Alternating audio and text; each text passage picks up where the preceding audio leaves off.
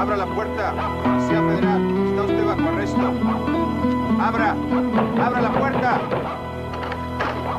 Come on, Carson. Get dressed and let's get in the car. Who the hell are you guys? I don't see any IDs. Well, move unless you want to come the way you are. Hey, listen, who's arresting me? You or them? This is Mexico. You don't have any jurisdiction. Well, technically, they're arresting you. But we're escorting you back to your country. Es nuestro. Muchas gracias por su ayuda. Aren't you going to read me my rights?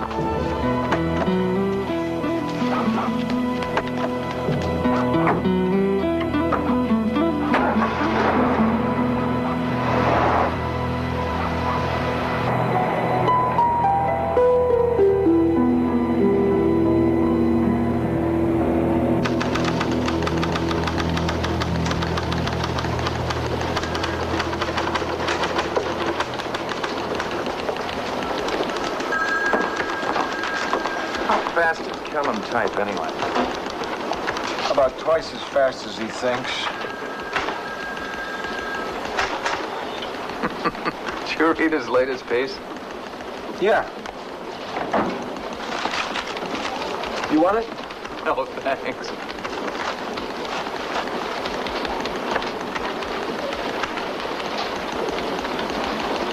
Who hired him anyway? I don't know. He was here when I got here.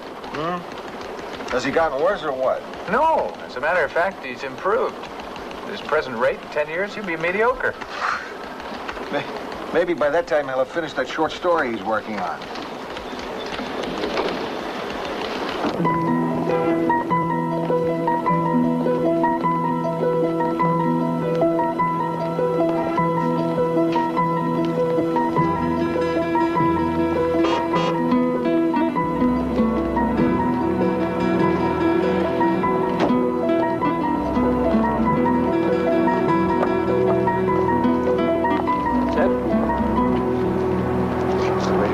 Come down to the bureau on top of this. We're from the FBI.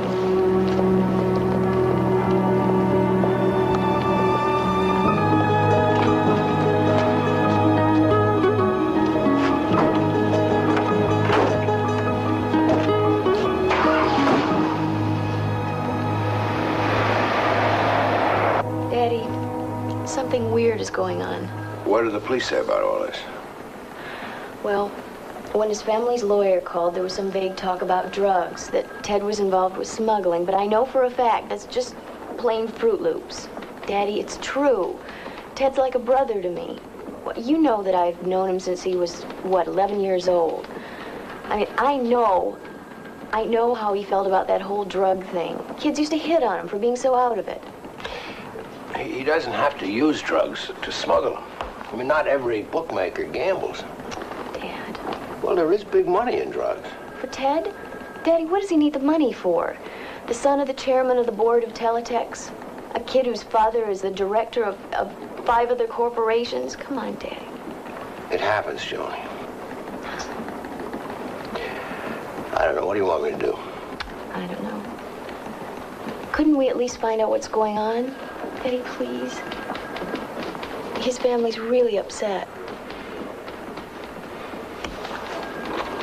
Let me get this straight. Charlie Hume's daughter comes in here with a story and you want me to check it out. Quietly. What are we turning into, a detective agency? I'm working on that illegal alien series. Now it ties into big politics. Do it in your spare time. Nose around the cop house on your lunch hour or something. It's after lunch. How about my dinner hour? Whatever's best. All you know is an arrest took place, someone said drugs. Where's he being held? That's just it. Nobody seems to know. He just got in that car and disappeared. Dig around. Why me? Why not Driscoll or Feldman? I'm not exactly buddy-buddy over at the cop house. Mm-hmm. It's good training for you. Ingratiate yourself. Just remember to do it quietly. What quietly? Cops are acting strange about this one. Okay. But remember, only if I have time after the illegal alien story. Understood. Probably is drugs.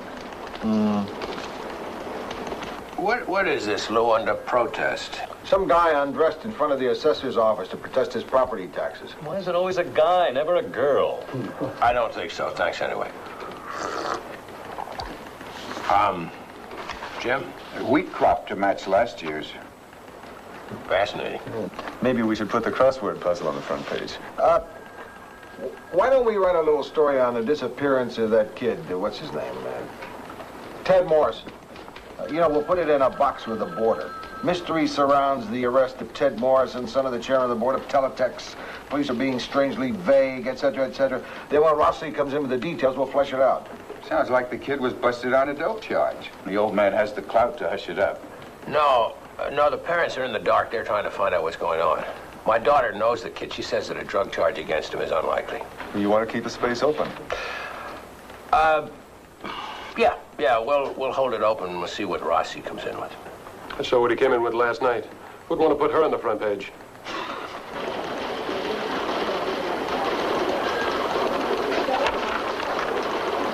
Anything new on that brush fire out in the valley? Yeah, I think it might be arson. You think Charlie said it? He was so desperate for something for the front page. Nothing from Rossi yet, huh? No. City desk. Okay, Charlie, I'll be right in. Lou, this is Harold Soner. Hi. Hello. How are you? Will you tell Mr. Grant what you've been telling me? Special agent with the State Bureau of Narcotics Enforcement. I'm here to ask that your reporter back off the Ted Morrison arrest. We're afraid he may inadvertently jeopardize our investigation.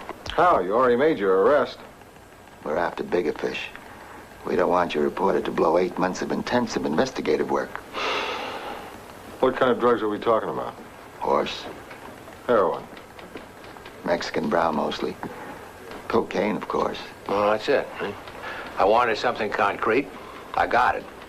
Only we can't print it. Is that it? Not for a while.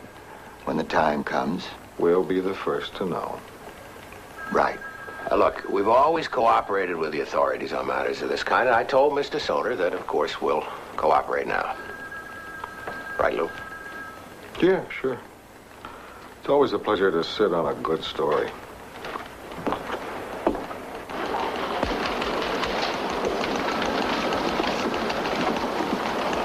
Rossi. Yeah, Lou? I asked you to check into that arrest quietly. What'd you do, go in there with the bullhorn? What are you talking about? You, at the cop house, making a lot of noise about the Morrison kid. But, Lou, Have you ever heard of the word discreet? Lou, I haven't been to the cop house yet. Why not? Wait a second.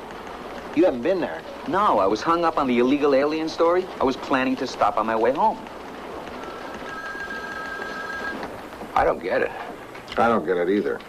How did that narcotics agent know enough to tell us to back off a story when we weren't even on it yet? Let's call him and find out. Hi, listen, will you get me an agent the name of Harold Soner at the State Bureau of Narcotics Enforcement? Yeah, thank you. Nobody knew you were doing this. Just you, me, Rossi, the guys in the budget meeting. And whoever they talk to. Hmm. What's going on? Did you mention to anybody that you were working on the Morrison story? Almost forgot about it myself. Yeah. Yeah. I see. Okay, thanks. See what's his name? I never heard of him. Lou Grant will continue in a moment here on A&E.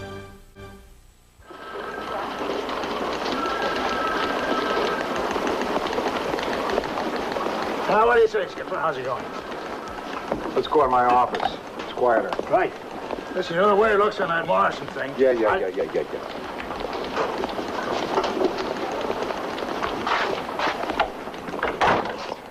Okay, what'd you find out? Well, this kid, Ted Morrison, was arrested, but there's no record of his ever having been processed through here. Well, that's strange, isn't it? Not so strange if you tie it in with this other arrest. What's that? A friend of Morrison's, a Michael Carson, was picked up at the Mexican border by the same feds. I think this is just a drug rap, and that Morrison's old man is using his influence to squelch it. I keep hearing that. Lou Grant? Yes, I did. I called your office last night. Harold Soner? Oh, he is. Well, that's very interesting. Thank you very much. Cute. What's that about? A guy named Soner came in here yesterday, representing himself as a special agent of the State Department of Justice, Narcotics. He tells us to lay off the Morrison story. Only when we called his office last night, they never heard of him. I get a call just now from the same office saying they made a mistake. Soner really is a narcotics investigator. You probably just didn't talk to the right guy, Lou. Those state bureaus are so messed up, it's a wonder they don't go around arresting each other. You think it's a drug case? Well, feds, Mexico, rich kid. Smells like it to me. You're right about one thing. It smells. Only if it's drugs, I'll personally double your salary. And if Soner works for the state, I'll triple it. Hey, that'll get me even from the Super Bowl.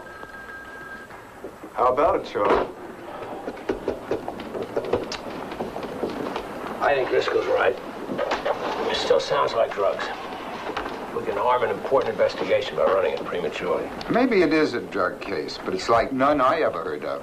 Usually they're trumpeting about what a great job they've done. Yeah, X million dollars worth of illicit narcotics seized. Yeah, well, the picture roll is 2 weeks later, they announce that it's mysteriously disappeared. The mice ate it.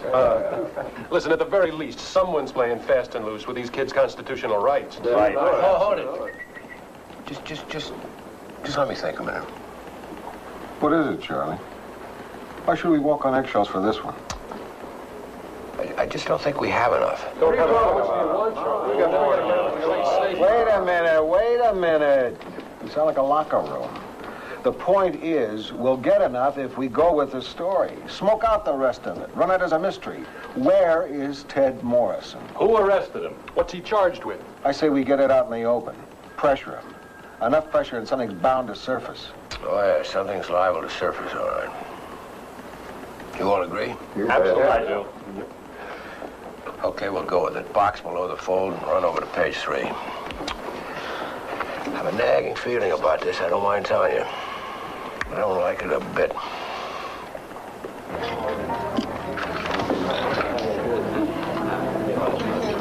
I read it. Thanks anyway. Mind if I join you? You can sit down. I don't know about joining.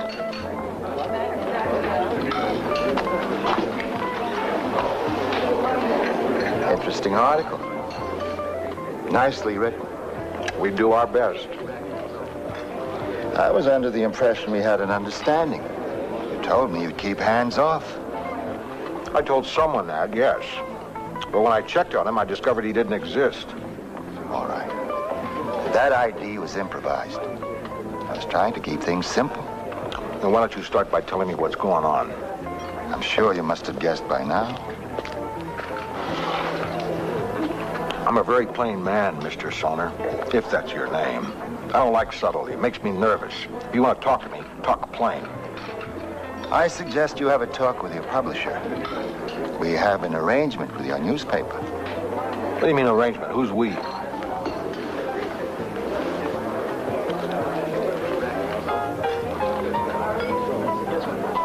You kidding? Everyone says that. How do I know that's legit? Your other ID looked great, too. Where you get those made? Can assure you it's quite legitimate. You're making little jokes at a time when your country's security is at stake. Oh, really? We'd appreciate it if you killed that story. And any future stories about Ted Morrison Michael Carson or teletext until we give you the all clear. Now, we really appreciate it. CIA preposterous. This time, I think he was telling the truth. You know, at the entrance to CIA headquarters in Langley, Virginia, they've got a quotation from St. John, I think. Ye shall know the truth, and the truth shall make you free. Who says bureaucrats don't have a sense of humor? Well, I suppose it's possible he was telling the truth. He said they had an arrangement with the Trib. Well, I believe at one time they did have an arrangement when my husband was still living, during the heights, the depths of the Cold War. What was the arrangement? Well, I remember different things. Harmless things, it seemed to Matthew at the time. Almost routine. But of course you realize that practically all the media in this country has been involved with the CIA. Newspapers, television networks, magazines. Yeah, but the Trib? Why should the Trib be any different from the others? Some of the best papers in the country admit to CIA ties. Did you know of this arrangement? No, it was all before I came here. But it was everywhere. It was all around. A congressional investigation brought it all out. What, over 400 journalists since the war? Stringers, reporters, editors, management. Some of them under contract, others doing a friend a favor. It would start so casually, such a mundane way. Phone call from a friend, perhaps some lunch. Oh, and by the way, I understand you're about to leave to join your London bureau or Tokyo, Moscow. And he'd say yes. And the friend would ask him to do what? Nothing.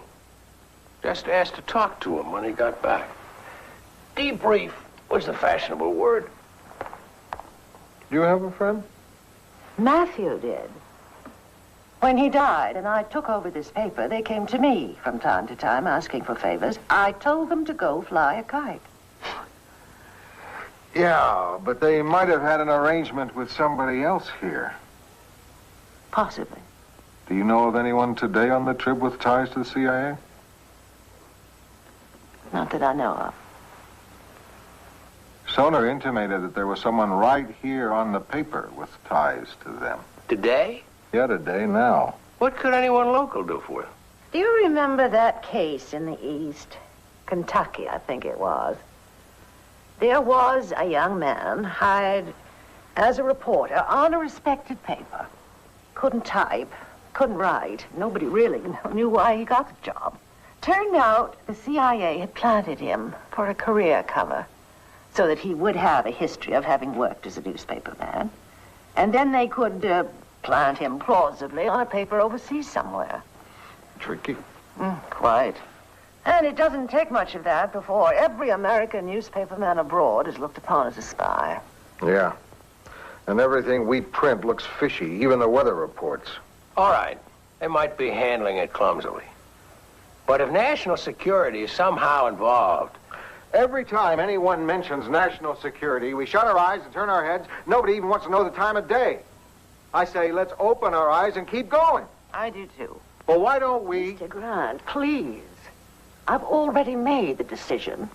Why must you continue making arguments when people are agreeing with you? We could be in for some heat. I know. Too bad. Oh, stop acting like you're so concerned. You love it when things heat up.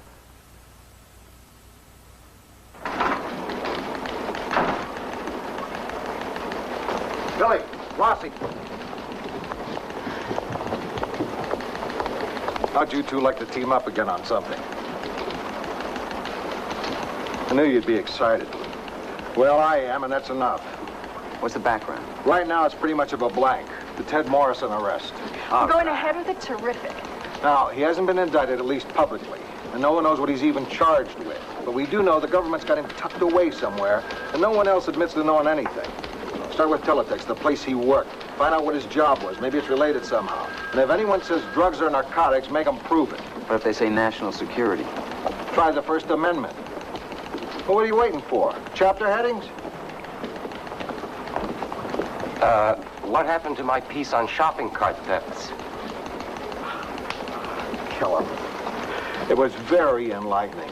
There was such a heavy news day yesterday that I had to put it on the spike.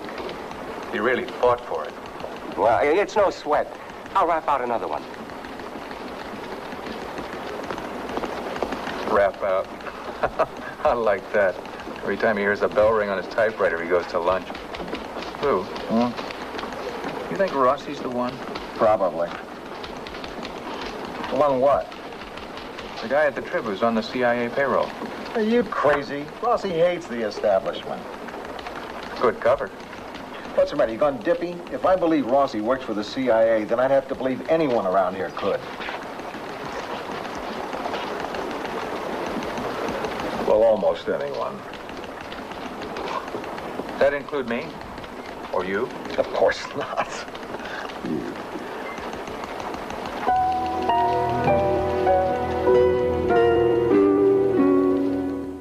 Lou Grant will continue in a moment here on A&E. To Lou Grant. This is not on the budget, but I have something interesting developing. Well, put some ointment on it. I have some information about a possible shakeup in the National Security Agency. Where'd you hear that? From Patterson in the Washington Bureau. Why? No reason. Yeah, stay with it, Jim, and let us know if you hear anything. Hey, when are we going to see that CIA story on the Metro budget? It's coming along. Have you got anything we can look at? I'll have something real soon. When? Can't tell. Charlie, speaking of the CIA, there's a rumor bobbing around that someone on the Trib has got an umbilical cord to the agency. And that he, Or she is feeding them information. Well, Anybody else hear that? yeah. We all heard it. Is it true? Well, we can't be sure, but it kind of looks that way. Do you have any idea who it is? They don't exactly wear signs. Actually, it could be anyone. oh, I hope it's that new music critic. I don't like him. Funny you should mention that. I heard of a music critic back east who was on their payroll. I mean, he had a contract with them. Traveled to music festivals all over Europe. Our man in Salzburg, huh? Not a bad job. Bite your tongue. Can we get back to the budget, fellas? It's something familiar. It's something real. The rest of this is just fog. Joan? Oh, may I speak to Joan Hume, please? Billy Newman. Joni? Hi, it's Billy Newman of the Trib. Yeah. Listen, I wonder, I need you to do me a big favor. Could you set up an interview with Ted Morrison's parents for me? Well, I didn't think it would be easy, but I thought maybe you'd have a better shot at it than I would. Oh, great, Joan, great. Well, anytime, day or night. You have my home number, right? Terrific, just let me know. Okay. Yeah, thanks, Joan. If you're looking for the submarine plans, I burned them. Oh, hi. Hi there. What was I doing in your desk? Oh, were you in my desk? I was looking for your candy bar stash. You? Look. You're the one who's been stealing my Snickers. Oh, not so loud, Rossi. I'll buy you a whole box. You have been copying my stash, and I thought I was going nuts. Rossi. You, the cottage cheese queen, have been scoffing one of the few pleasures I have in life. You're not going to tell anybody, are you? Look, just stay out of my drawers, okay? Oh, cut it out. Everyone's affected by this thing. You should have been at some of the budget meetings lately. You can feel the paranoia growing, like mushrooms in a science fiction movie. I felt it myself. I came in this afternoon, I saw this one going through my desk.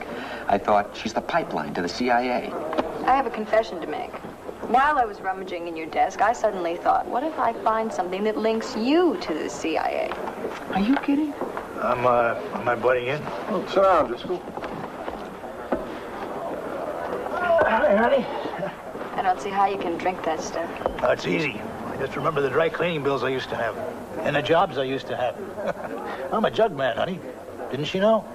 I'm sorry. Oh, honey, don't be embarrassed. Listen, everybody has a Jones. Well, you know, a monkey, an addiction.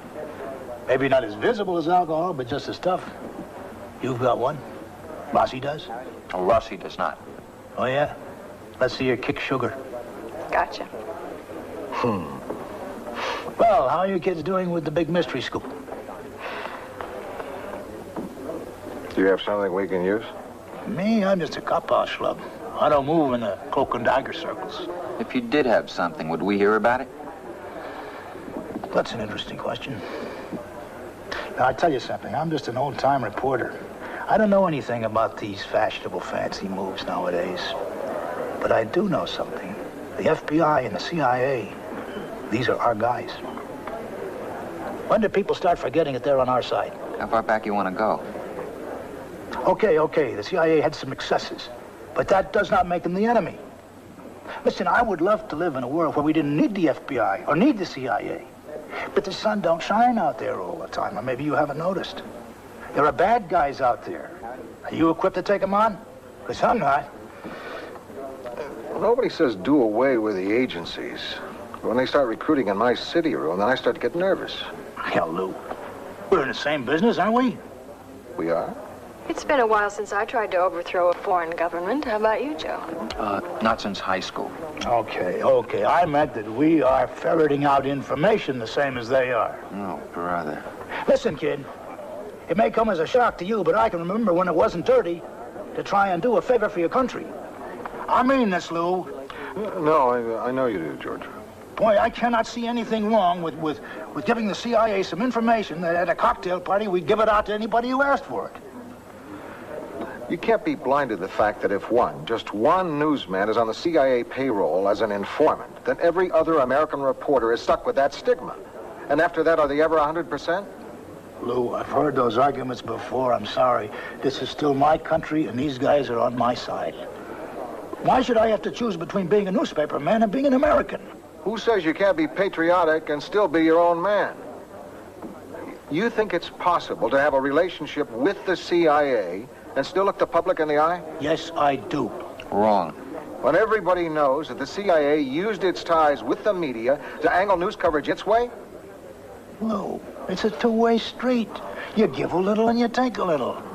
Listen, I tell them what hotel in Zagreb picks up my passport. And the agency puts me onto a hot story and they help me cover it. What happens to your independence in a relationship like that? Oh, honey. Listen, look. I go out and I have lunch with a CIA contact, okay? That's all he is, just a contact. Now, he can go back to the agency and type up a report saying that I'm in his pocket. It means nothing. It's all the way you look at things. Are you in someone's pocket, George? Yeah. My bookies. No, listen. Wait a minute. You mean the CIA, don't you? I'll tell you something. They never asked me. I'm sorry they never asked me. Because if they had, I wouldn't have walked away. And today? Does that go for today? Yesterday, today, and tomorrow. Thanks for the exercise. Keeps me out of the bars. Lou Grant will continue in a moment here on A&E. I'd rather you didn't use that, Miss Newman. It helps us both. I'd like to be as accurate as possible. There's not much I can tell you. Have you seen your son? Yes, he's being held in one of the federal buildings. We talked to him, but we were told not to discuss it. By whom? I can't tell you, Joan. It's all right. I think we know. Has he been indicted? No. Surely charged? Yes. With what? Drugs? Mrs. Morrison, I just can't tell you. I can. It's good to see you, Joan. I'm sorry I'm late, dear. This is my husband, Billy Newman of the Tribune. I gathered as much. How do you do? Hello. Mr. Morrison, your son hasn't been indicted, but he has been charged. With what? Espionage. Can you believe such ridiculous nonsense? We really were told not to discuss it. I'm not sure. I don't care if that's not what we're supposed to do. They've charged our son with espionage, Gloria. And they're not going to keep me quiet about their stupidity. What exactly has your son supposed to have done? They say, now get this, they say that Ted and a friend... Michael Carson. Right. That they sold secrets. Not gave. Sold secrets to the Russian embassy in Mexico City. Well, he was working at Teletext. Did he have access to anything classified? He had a flunkey's job. Espionage. Ted, the master spy. What is this but another example of government incompetence? I tried to get those fool agents up here to look around. Will you look around, Miss Newman? You think he needed money badly enough to sell out to the communists? No, ever since he was a child. Right, Gloria? Ever since he was a child, all he had to do was ask. I gave him everything. He was a good boy. Does this look like the breeding ground for a friend of our country's enemies?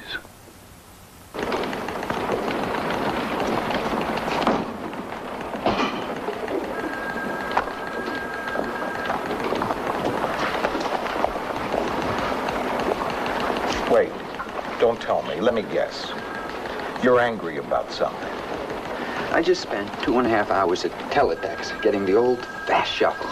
Not only did I get zip on Ted Morrison, they wouldn't even admit the things that are printed in their brochures. Are you not a prime contractor for the CIA's communication systems? And they said? Go stick it in your hat. Oh, not in those words. They kept bucking me to Mr. X, Mr. Y, Mr. Z. You'd have to clear it. Only Mr. Z turned out to be in Goose Bay or Tanzania or Nogales, skiing. In other words, you came up empty. Lou, they are a very tight-eyed company. Well, why don't you go back to your desk and meditate for a while?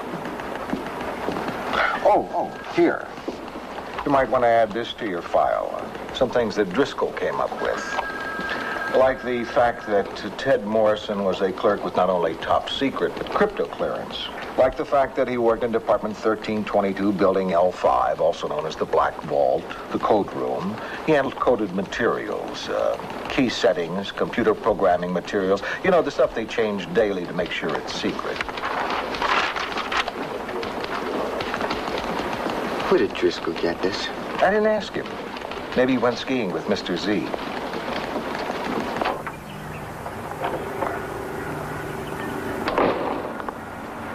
I feel sorry for them. Then you think it's true that Ted did sell secrets? Yes, I think he did. And so do they. They just don't want to face it. He spoiled him all his life.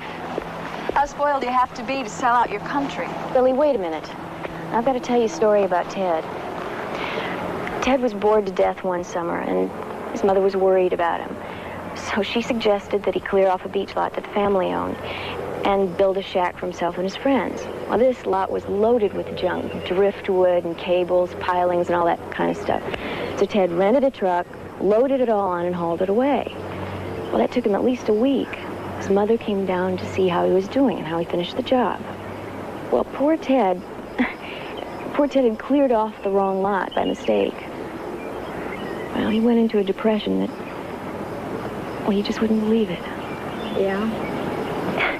They bought him the lot he cleared. I wonder how they're going to buy him out of this one.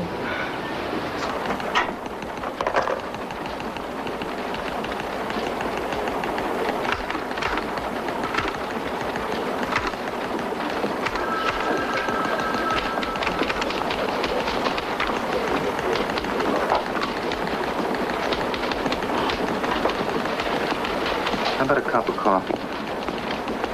I don't want one, thanks. Sure you do. You want a cup of coffee.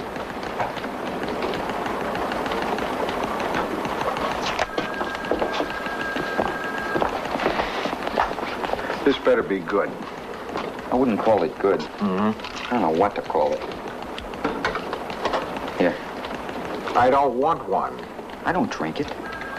Let's have it. I got to thinking about something you said a couple of days ago.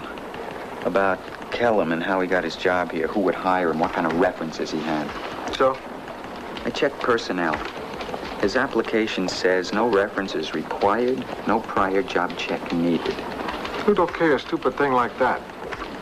The notation reads, per Charles Hume.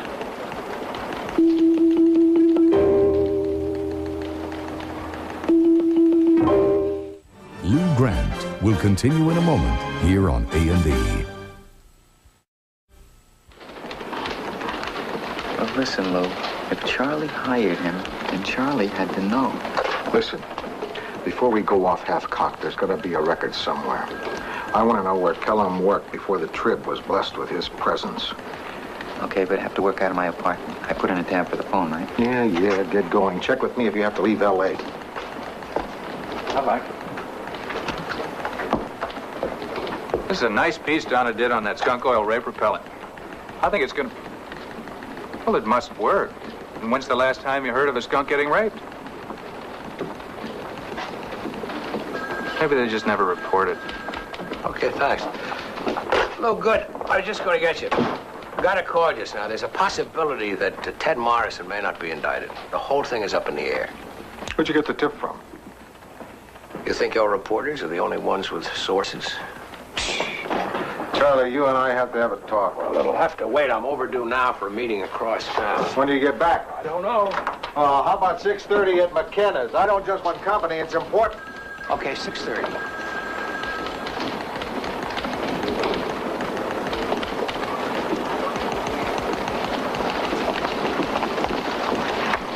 I got the story on the Ted Morrison arrest and a great idea for a sidebar. That's swell. Maybe you didn't hear me. Listen, his parents just admitted he's been charged with espionage. You want me to come back tomorrow? That's great, Billy. Write it up. Oh, I can understand why you're so blasé. We get dozens of local espionage stories every day.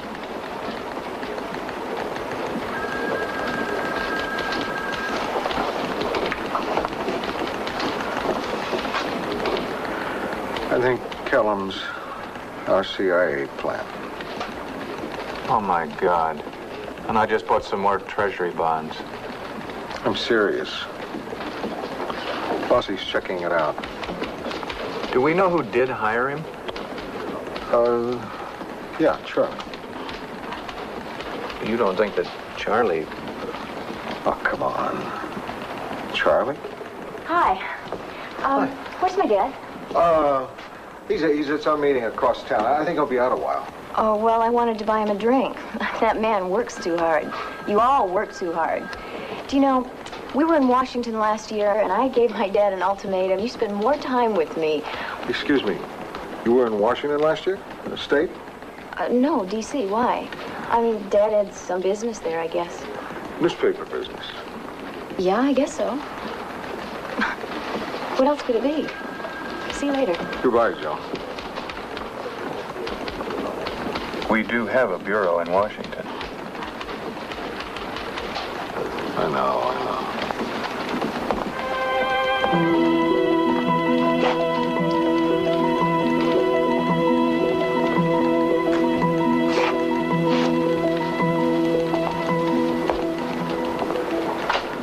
You want me to come along? No. No, thanks.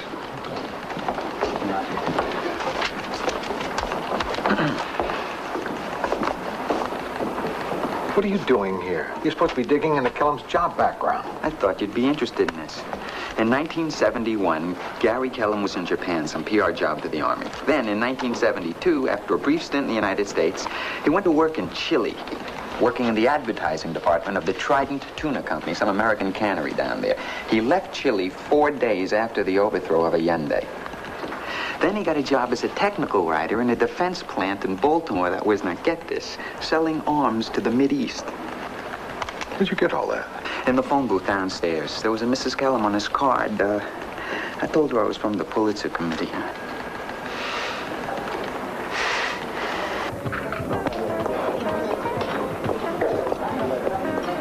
I didn't have have time to go into it earlier with you, but it's a real barrel burner. They're not going to prosecute Ted Morrison or his friend for espionage. They've dropped charges? Yep. Even though they really got the goods on them. I mean, they tailed them for months. They've got pictures of meetings with known Soviet agents. They even caught one of the kids with microfilm on him. But the government doesn't want to prosecute because all the sensitive material will have to come out in the trial. We keep bumping up against Catch-22. Twice a day. Right here on the paper, for example. That's what I wanted to talk to you about. Shoot. I know about Kellum.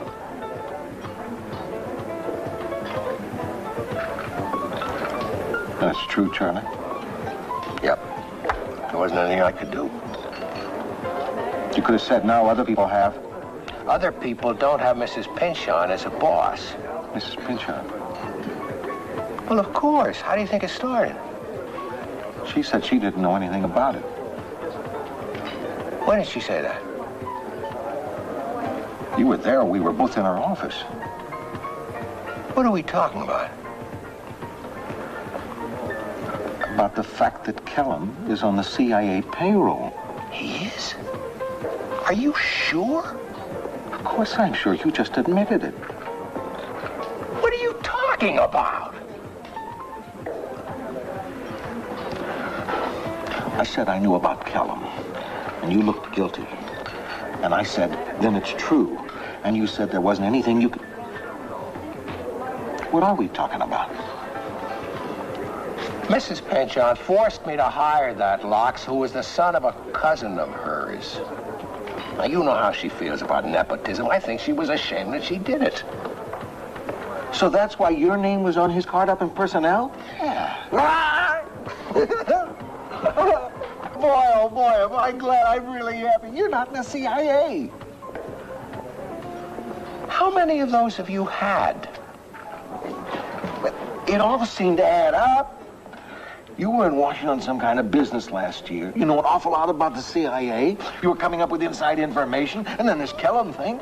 Sure, I was in Washington.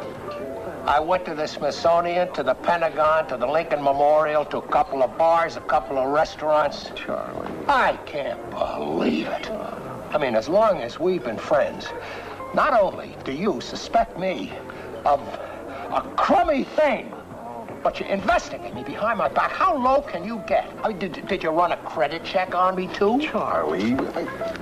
I mean, you know there's no excuse for this. All you had to do was come to me and lay it out. Well, Charlie, what do you think I'm doing here? Boy. I mean, if you'd only come to me early, you could have saved us both a lot of trouble. Charlie. What do you mean if I... Huh? I could have saved us both a lot of trouble. How about another drink? No. Come on. What did you mean? Saved us both a lot of trouble. Well, I started to think about how you left Minneapolis. How you wrote me for a job out of the blue. I realized that I didn't really know what you've been doing these last 10 years. I mean, I never checked. I just took your word for it. And then after I spoke to your old company commander, who incidentally is now driving a truck. But wait a minute. Let me get this straight. You've been investigating me behind my back because you thought I was on the CIA's payroll? I can't believe it. After the years we've known each other? Looks like we're both wrong. I'm sorry. I'm sorry, too. I'm sorry this whole thing happened. I'm glad it's over. Right. It's over. It's finished. We can forget about it. Bye.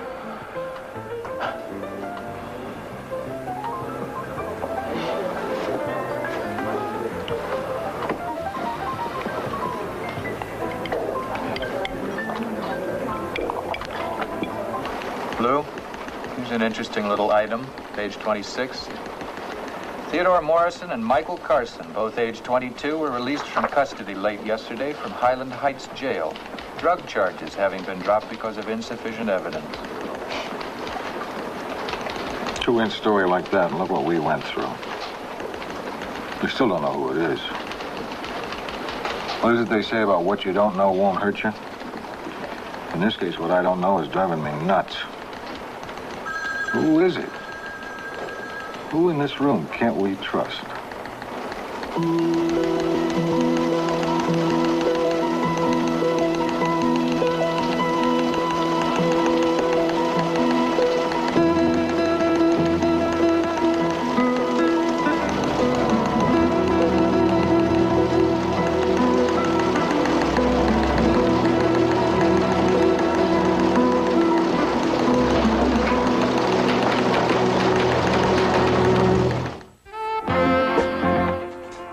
From women who can't bear children to lonely hearts who just want something to love, more and more women are turning to baby snatching.